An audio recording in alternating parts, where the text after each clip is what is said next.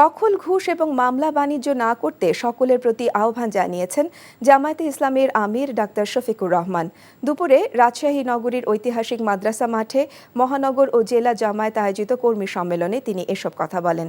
জামায়াতের আমির বলেন, জুলাই বিপ্লবে ছাত্র জনতা জীবন দিয়ে সমাজ থেকে সব ধরনের দুঃশাসন ও দুর্নীতির কবর রচনা করতে চেয়েছে। রাজশাহী মহানগর জামায়াতের আমির ডক্টর কেরামত আলীর সভাপতিত্বে সম্মেলনে দলের কেন্দ্রীয় নেতারা বক্তব্য রাখেন।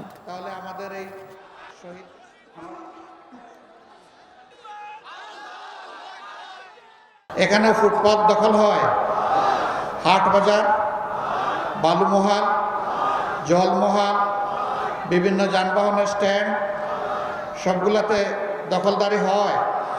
তাহলে আমাদের এই শহীদদের রক্তের প্রতি এইটাকে ভালোবাসা, এটাকে সম্মান। এই কাজ যারা করেন বিনয়ের সাথে তাদেরকে অনুরোধ করি এই কাজটা ছেড়ে দেন, মেহরবানি করে এই কাজটা করবেন না। আমাদের শহীদদের আত্মা কষ্ট পাবে।